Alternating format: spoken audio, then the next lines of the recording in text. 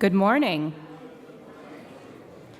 This is a vibrant and busy time at First Unitarian Universalist Church of Austin. So before we formally begin our worship service, we invite you to lend your attention to a few brief announcements that will let you know about some ways to get involved in the life of the church. On each Sunday, we light candles in the sanctuary and along the windows to mark sacred moments in our lives. You are invited to light candles during the prelude, musical meditation, or the postlude, which are designated with an asterisk in your order of service. Adult religious education classes are filling up. If you are interested in joining up with a group for this church year to grow your community and your spiritual life, sign up for a chalice circle and/or a wellspring. You will find more information and how to sign up in today's newsletter. The first UU Climate Committee meeting will be on Sunday, August 9 from 12:30 to 1:30 p.m. in room 13. Join AJ Juraska on Wednesday, August 26 at 7 p.m. for a class called Reclaiming the Bible, What the Bible Really Says About Abortion. Please speak to Reverend Carey about signing up or look for it on Church Center. We are continuing our planning process under the Green Sanctuary 2030 program, a UU framework that helps congregations connect environmental stewardship, climate justice, and faith-based action. You do not need to be a climate expert, attend every meeting, or take on a major commitment. If you care about climate justice, environmental stewardship, and the future we leave to coming generations, we hope you'll join us. This month's senior lunch on Wednesday, August 12th, will feature Karen Neely, who will tell us about the money we give and pledge to First UU, about how the money is spent that we give and pledge to First UU, and Bob Hendricks, who will talk about voting and the upcoming election. Lunch is from noon to 1:30 p.m. in Housen Hall, and soup and salad will be available for a requested donation of $5. All are welcome to attend, even if you're not a senior. RSVP is not required.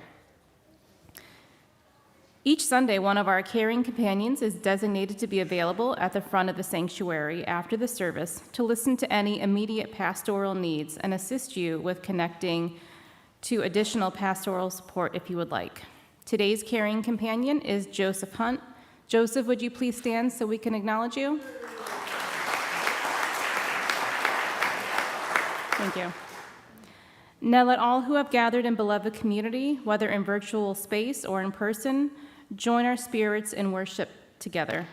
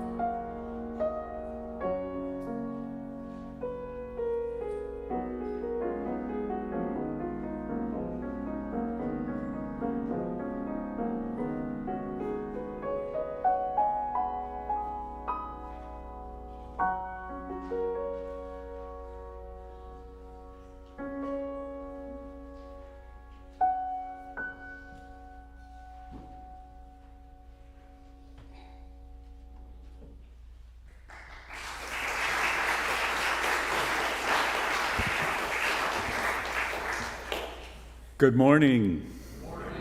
Whether you're joining us online or here at the church, welcome to First Unitarian Universalist Church of Austin. We are a spiritual community dedicated to a free and responsible search for truth, meaning, and beauty. I'm Reverend Chris Jimerson, lead minister. I am white in my early 60s, wearing a black robe and a Diversity of Our Cosmos stole. My pronouns are he, him. It is a joy to be with you today. I especially want to welcome you if you're new to the congregation. If you're joining us remotely, and if you can, please say hello in the comments and let us know from where you're watching the service. If you're with us here in person, please join us for the social hour after worship. Either way, we invite you to go to austinuu.org, click on worship, scroll down, click on the link to our online visitor form. If you would fill that out, we would love to get to know you just a little bit better. Here we welcome everyone, every beginning and path, every beautiful expression of human flowering, all pronouns, all the ways and ones we love, all abilities or disabilities, each and every one of you. You are welcome here. You belong here. We come from a long tradition of sensing that an ocean of divine love flows through each of us.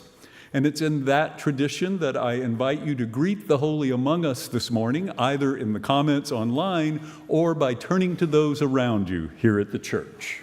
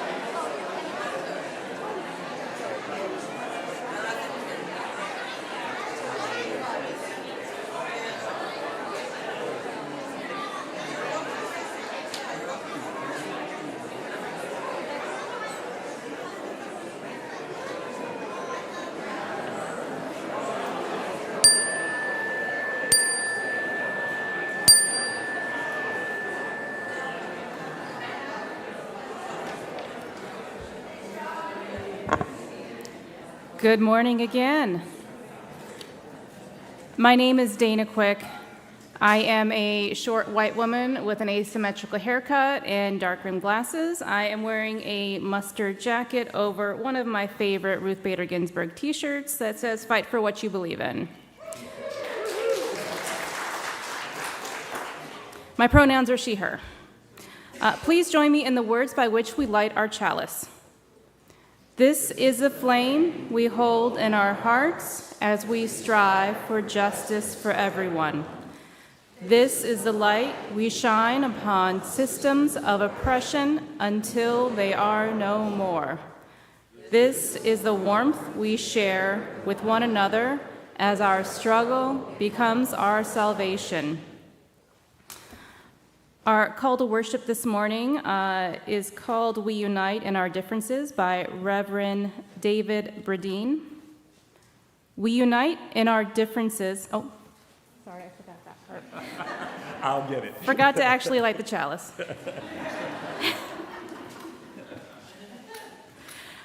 We unite in our differences in hope and belief. We unite with gratitude and hope. Hope for a world of differences. Hope for a world that honors difference. We unite in community with gratitude for difference. Please rise, either in body or spirit, and let us sing hymn number 123 from the Gray Hymnal, Spirit of Life.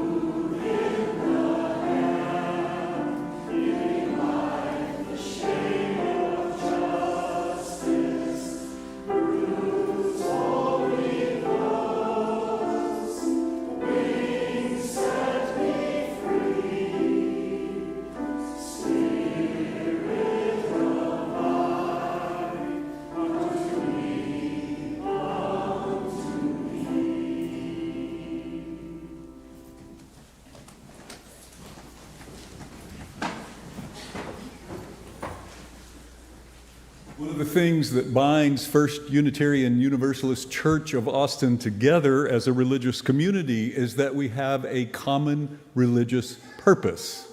For this church, that common purpose is our mission. The congregation wrote it together, we put it on our wall in the sanctuary, and every Sunday we say it together so that we might more readily carry it in our hearts throughout the week. Let's do so now. Together, we nourish souls, transform lives, and do justice to build the beloved community.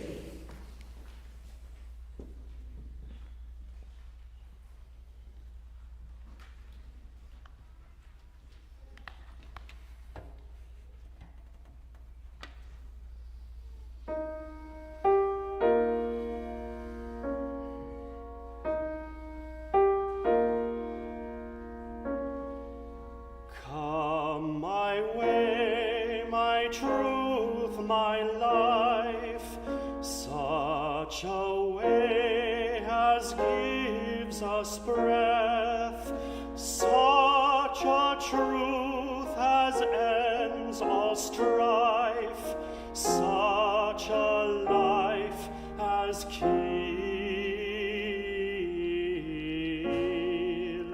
death.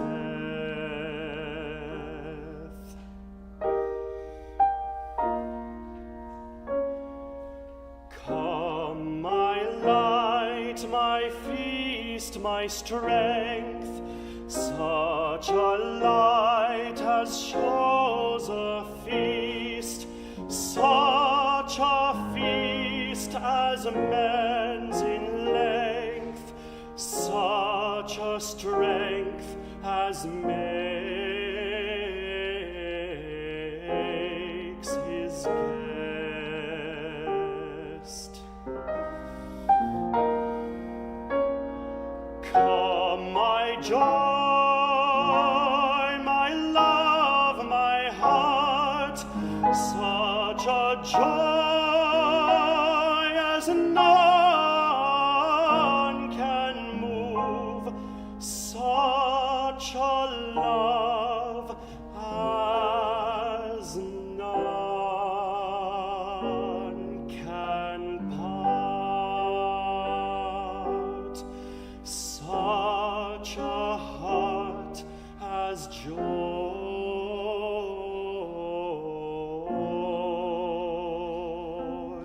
in love.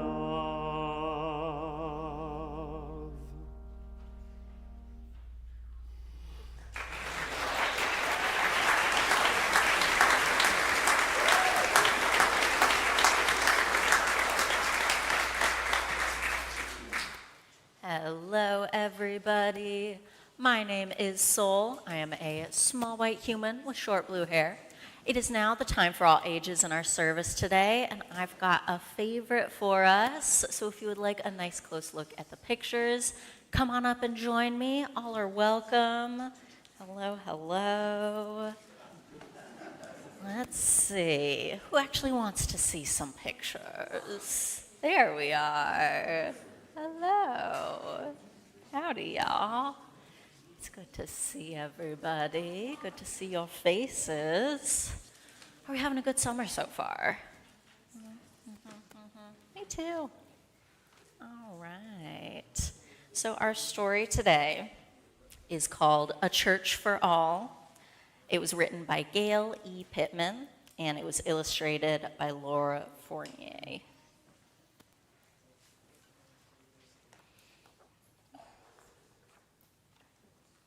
Sunday waking. Day is breaking. Let's go to our church for all. Church bells ringing, joyful noises. Choir singing, laughing voices. Candles glowing, banners flowing. Come enter our church for all. Weak and healthy, neat and messy. poor and wealthy, plain and dressy, all embracing, spirit gracing, each one at our church for all. Bodies wiggling, mommies reading, children giggling, daddies pleading, toddlers flailing, babies wailing. There's room at our church for all. Hands receiving, hands connecting. Hearts believing, hearts accepting. Feel the Spirit. Can you hear it? Me too, because it's here at our church for all. The end. Thank you, everyone. Let's head on back.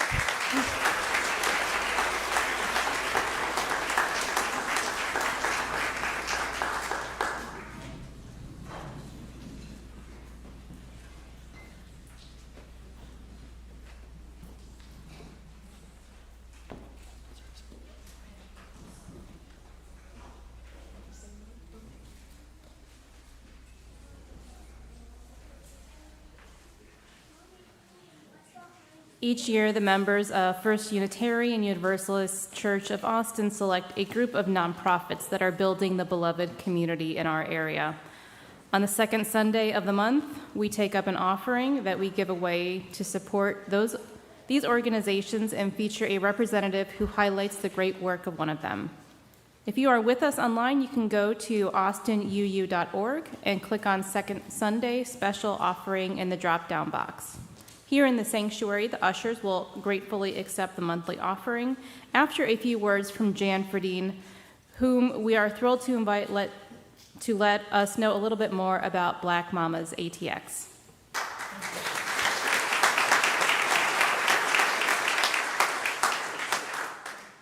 Hi, I'm Jan Ferdine, mid-70s white woman with graying hair, a light green shirt, and using a walker. My pronouns are she, her.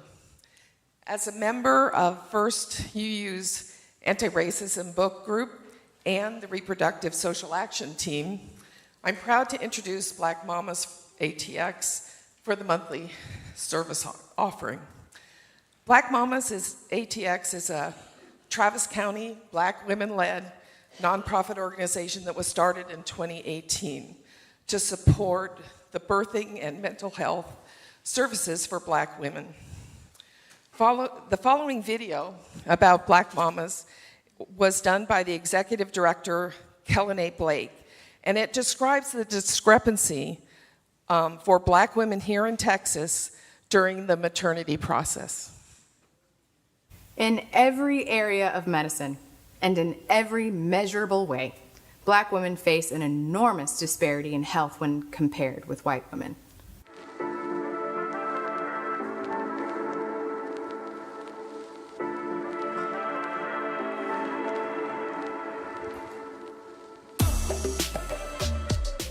Black women are 2.3 times more likely to die from pregnancy and childbirth-related causes than women of other races. There is a huge disparity in maternal health, with Black women bearing the greatest risk for maternal death. This is an issue that affects Black women regardless of income, education, marital status, or other health factors. This means that when all other factors are the same, race is the #1 factor that predicts outcomes. Black children make up 11% of all births in the state of Texas, but Black women constitute nearly 30% of deaths from pregnancy-linked complications. This is due to a complex set of factors, but Black women have identified institutional racism as the biggest determinant of negative outcomes for Black mothers. An imbalance that has taken centuries to develop can't be solved overnight. But what we can do is provide Black women with the tools and resources they need to build healthier families and hopefully healthier lives.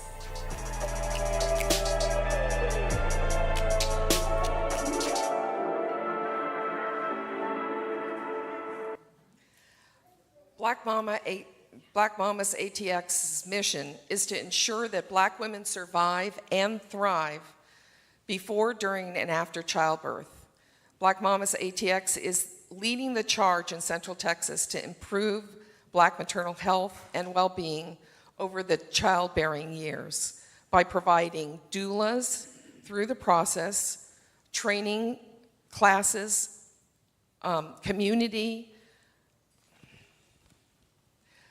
community awareness programs, and advocacy to try to support and help stem the disparity that Black women see during maternity. The First UU Reproductive Justice Team has made Black Mamas ATX one of our community partners through donations to the organization, as well as providing needed supplies for the doula system, and also filling volunteer opportunities during their conferences and even this year's Juneteenth celebration. Supporting Black Mamas ATX as a community partner strengthens our UU values of equity, justice, and pluralism.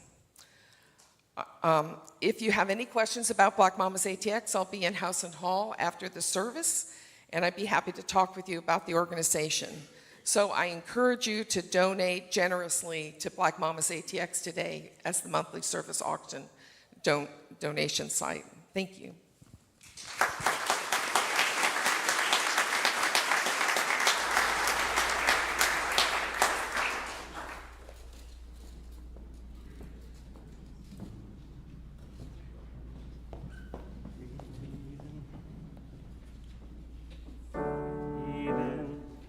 Breathe out, breathe in, breathe out. When I breathe in, breathe in peace. When I breathe out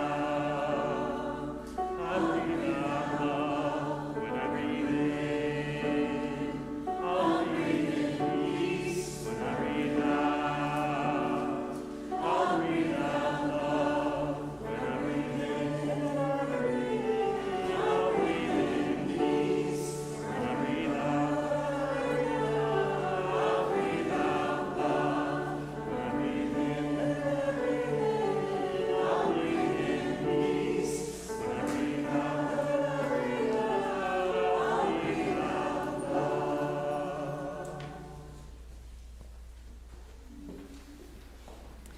Your offerings have been given in love and received with gratitude. Our reading this morning is by an anonymous author. Our soul does not only grow in solitude. We find our faith in community, our spirit in relationship.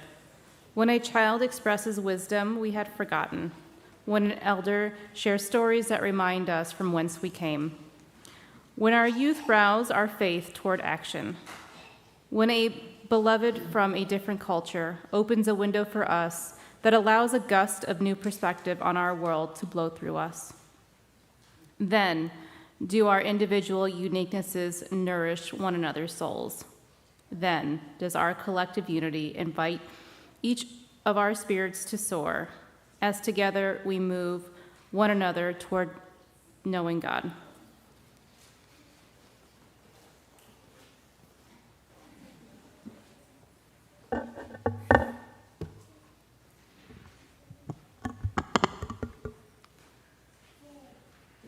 This is the time in our service when we center ourselves together. We breathe together. And breathing together, we sense one another's loving presence. Breathing in, breathing out. We follow our breath to a deeper place inside. Place of greater wisdom, that place where an ocean of divine love flows through each of us. Breathing together, we enter into a time of music and sacred silence together, remembering that we also hold sacred the sounds of small children. As we enter this time of music and quiet meditation, I invite you to keep in your mind and heart members of our community who are ill or in sorrow, and those who are celebrating joys.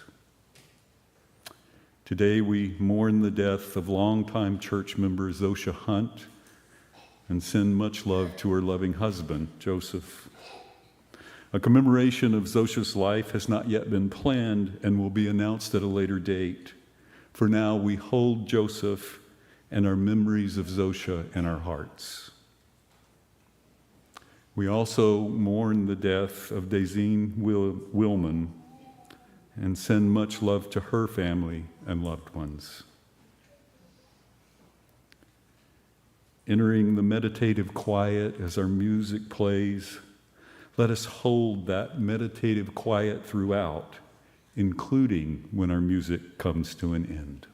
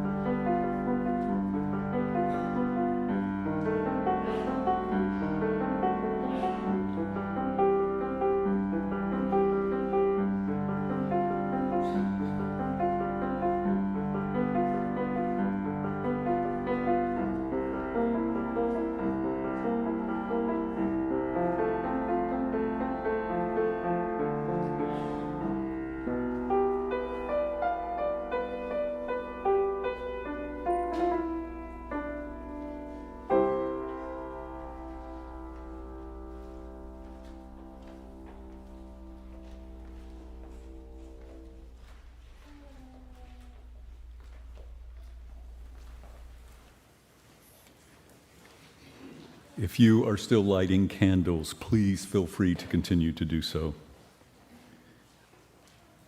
We now light one last candle for all those for whom there is no one to light a candle.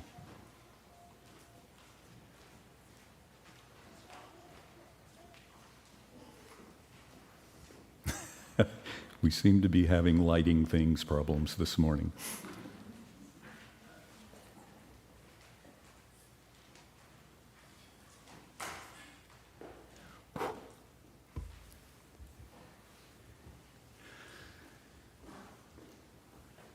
Imagine for a moment that on every wall of the fellowship hall here at the church, and all down the hallways to the very back of the church through our religious education wing, and on every empty space in every classroom and every nook and cranny in the church, hung sections of a giant handmade quilt that had been stitched together by every single person since the founding of this church, one quilt square representing each and every one of us. Of course, Even all that space wouldn't be enough to display such an enormous quilt in a church whose ancestors go back for more than a century. Imagine if it were possible, though. On this quilt might be carefully embroidered pieces, simple scraps of denim, bits of flannels, babies' pajamas, and more.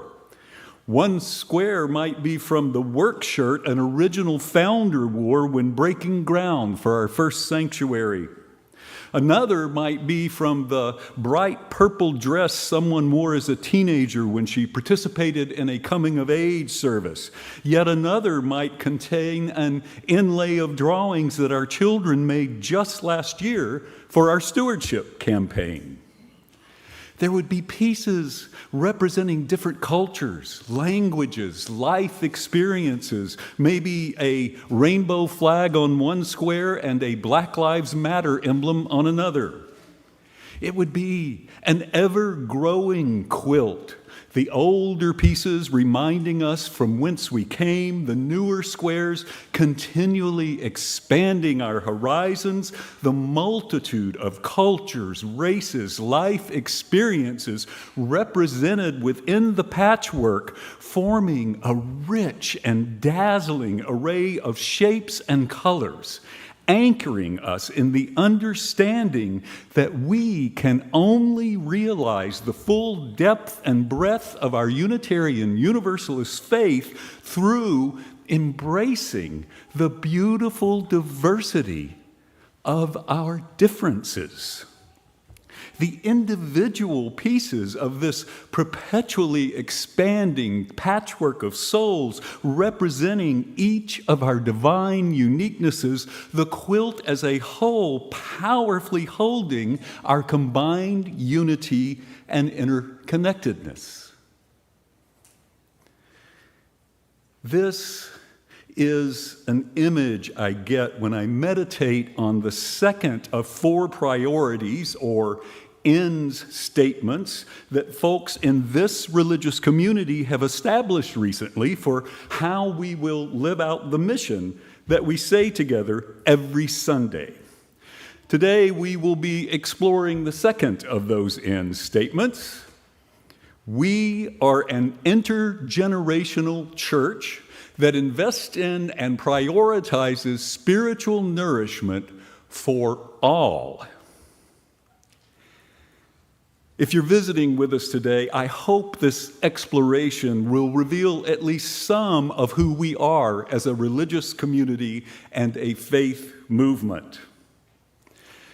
Now, last Sunday, Reverend Carey began demonstrating the whole church activities and programs we might undertake to implement this end when she had folks participate in various activities of church life throughout different areas of the church building for our Sunday service.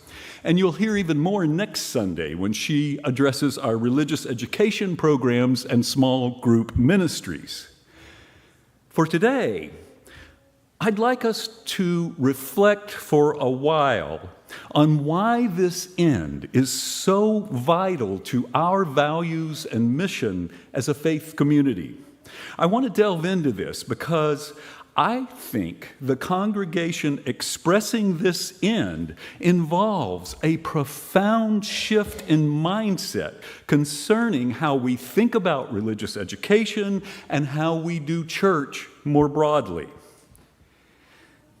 If we say that we invest in and prioritize spiritual nourishment for all, that means that, yes, we invest financially in religious education, nourishing souls, transforming lives for people of all ages, backgrounds, life experiences, including differing experiences with race and culture. We invest in not only restoring the staffing cuts we've had to make in recent years to our religious education department, but also the staffing we'll need to grow our faith and our church into the future. However, investing and prioritizing means more than just doing so financially. It means we invest in all of this as a way of being in the entirety of our church life. It means that we form a mindset that religious education, spiritual nourishment, faith formation is not just something that happens over there in that wing at the back of the church where the classrooms and the nurseries are.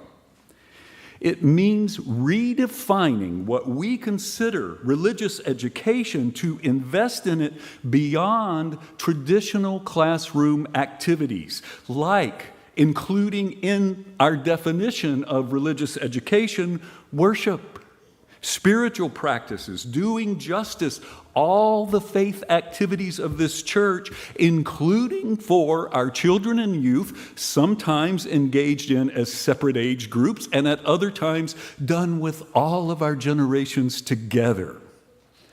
So, your children's RE one Sunday morning might involve children's chapel, or age-appropriate spiritual practices rather than classic classroom-type activities. And speaking of our children and youth, and even though I know we UUs are normally opposed to censorship, I want to propose that one thing that we might ban is that thing that those of us well beyond our youth or childhood sometimes blithely like to say: the children and the youth are our future. As theological professor and faith educator, Reverend Dr. Roger Nishioka wrote, "While they may be a part of the future of the church, more importantly, our children and youth are the church today, the church right now. We risk diminishing our investment in the children and youth of today if we relegate their value to be instruments of some future church legacy. Their inherent worth and dignity already exist and invites their current active participation in the whole of this religious community right now."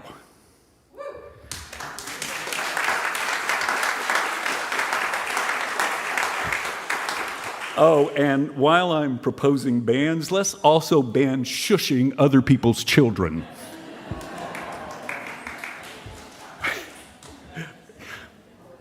Okay, that brings us to how being an intergenerational church is so central to our ability to nourish souls, transform lives, as well as how spiritual nourishment for all necessarily requires multiculturalism.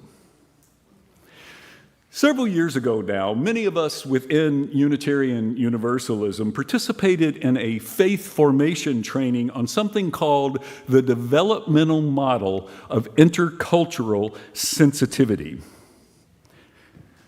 A lot of us took a test or inventory for where we were within that model's framework. You see it here for recognizing and valuing cultural, racial differences on a continuum from denial to adaptation. Now, don't worry if you can't make sense of all that. We can't go into it in detail today, and like all models, this one has its shortcomings. It lacks an analysis of power, for instance. It may be overly linear. One real gift it offers us, though, is pathways through which we might come to value both our common humanity and important cultural differences. Now, the majority of Unitarian Universalists fell into the minimization area of this continuum, which isn't bad, especially compared to where the general population tends to fall. In minimization, folks do tend to see our similarities and commonalities. So, for instance, someone in minimization would likely recognize that race is a social construct that in this country was promoted by the wealthy and powerful to keep black slaves and poor whites from joining together in common cause and shared humanity to rebel against the injustices each were suffering. So, in minimization, we would recognize that race is a false construct and embrace that genetically we are all astoundingly similar. What we miss if we remain in minimization, though, is that after so many years of living within this construct, false though it may be, profound cultural differences have developed depending upon a people's lived experience of racial labels and racism, not to mention the beautiful ancestral cultures that folks have carried forward from before this false construct was forced upon us. And embracing these differences along with our common humanity is not only necessary for reconciliation and dismantling that very construct of racism, it offers valuable wisdom and creativity that, when shared across the cultural divides that racism has created, can help bring healing and spiritual nourishment and growth to all. So, here in our church, our faith development is stunted at best without the embrace and integration of anti-racism, anti-oppression, and multiculturalism. Our differences can nourish one another's souls. Like in the image of the church quilt, we began with imagining the multitude of cultures, races, life experiences represented within the patchwork form a rich and dazzling array of multicultural embrace vital to fulfilling our Unitarian Universalist faith. And as our quilt image also illustrates and our new end statement makes explicit, another aspect of this beautiful diversity lies between and among our different generations. Spiritual nourishment for all is to be found within intergenerational faith activities and interactions throughout the whole church and our religious life together. Faith formation is not simply information being poured into our heads in classrooms. It is the sharing of wisdom, generations exploring life's biggest questions together, practicing justice and compassion together, renewing hope together, and an extraordinary blessing of this intergenerational whole church mindset and approach is that it sometimes spurs the surprising, unplanned, and unexpected spiritual movement of fierce love within us all on its own. If we only let it. If we stop shushing our neighbor's children. Some of you may have heard me tell this story before from a time when I witnessed this happen. Many years ago now, when I was a ministerial intern, I was assigned to coordinate the annual Christmas pageant. Unlike the no rehearsal pageant we do here, this one came with an entire script, pre-assigned roles, lines and songs to be learned, full costumes, props, and simple set pieces to be built representing the nativity scene from the story of Jesus' birth. Our cast included folks ranging in age from preschoolers all the way through to an amazing woman in her mid-80s who served as a sort of makeshift stage manager and self-appointed executive producer. One of my challenges during the several rehearsals that we did was to help the younger children playing the animals in the stable to remember that there were imaginary walls around the little platform we had constructed to represent the stable. On several occasions, a cow or camel walked right through one of those imaginary walls, bringing the rehearsal to a temporary halt so that we could go back and reset with all humans and critters in their proper places. On the Friday before we were scheduled to present the pageant for our Sunday service, a 20-year-old gunman armed with assault weapons broke into Sandy Hook Elementary and murdered 20 children ages 6 and 7, as well as 6 adults. After much deliberation, we decided to begin the Sunday service with a time for addressing and grieving this horrific event, and then to go forward with the pageant given its healing message. I could feel the intense heaviness and sense of sorrow that folks were carrying as we shared a time of silent meditation and prayer for all of the lives lost and all of those mourning their children and loved ones.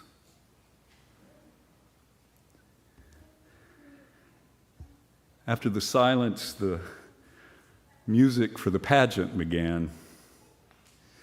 We got about halfway through the pageant when one of the children, costumed as a cat in our imaginary stable, got so caught up in the pageant song that we were singing that she stood up and started dancing. She did this sort of stumbling twirl right through one of our imaginary walls, whirling around in balletic circles right in front of our carefully staged nativity scene. She was about the same age as the children who had been killed at Sandy Hook.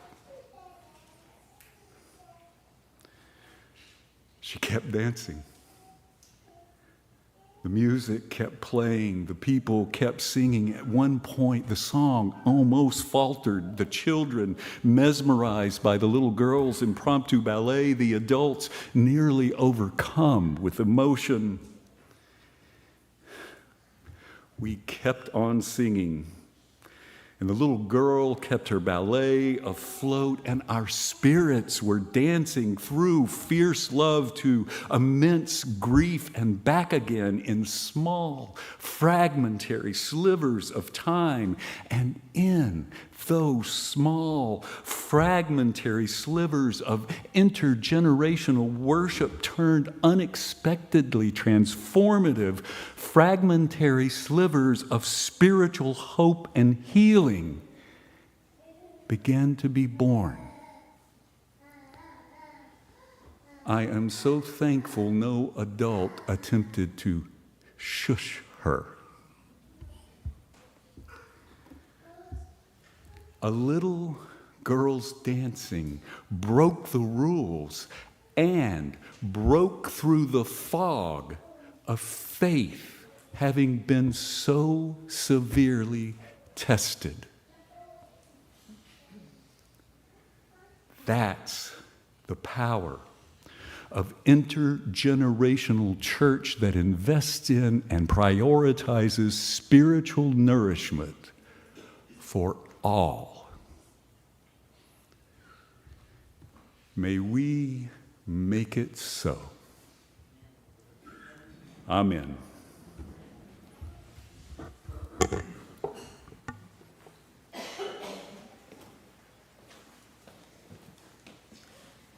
Please rise, either in body or spirit, and let us sing together hymn number 352 from the Gray Hymnal, Find a Stillness.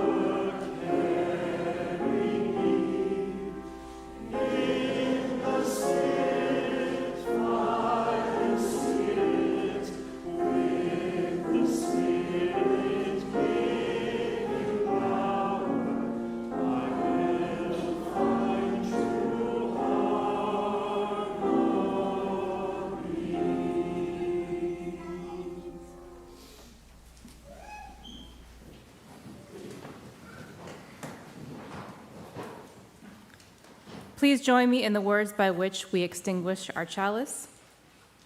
We extinguish this flame, but not the light of truth, the warmth of community, or the fire of commitment. These we hold in our hearts until we are together again.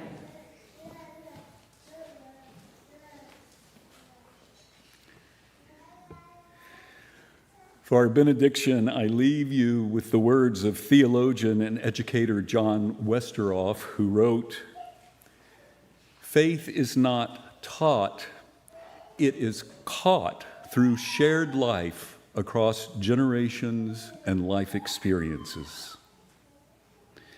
May the congregation say, Amen, and blessed be. I love you fiercely. Go in peace.